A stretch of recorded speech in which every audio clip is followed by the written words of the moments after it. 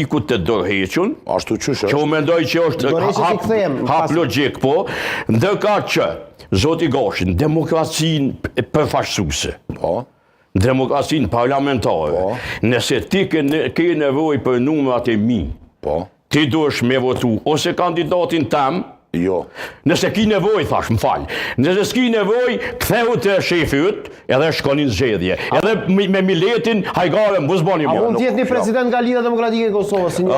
Jo. Pse jo? Pse në këtë rast, pse nuk e, sepse nuk e kanë konsenzusin e partive të tjera.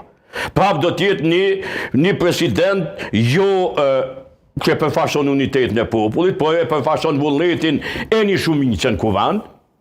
A presidenti mendoj që kësaj herë ideale.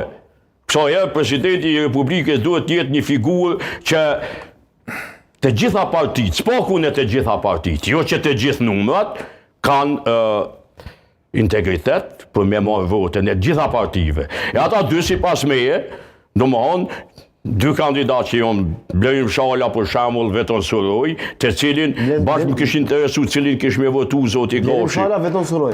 Po pse po ndalesh këta dy? Jo, po ndolan këta dy për arsye thjesht se prezantimi i tyre në diplomaci, sidomos përfaqësimi i politikave të vendit tonë në botë do të ishte ideal. Ne për momentin kur po flasim. Bile do të ishte një, që me thonë, një dije dhe vedije e këtij shteti për vetveten edhe për të tjerët. Nxori dy emra, dy figura, njëri dorën zemër, njëri dorën zemër ka qenë afër për të bërë president. Jo, ka qenë kandidat, po problemi është që kandidat jo zyrtar, po diçka të ndodhe me atë zafin. Po bashkë më kish interesu mendimi i Gashit si deputet tash i zgjedhur, cili kish me avon votën kuvend.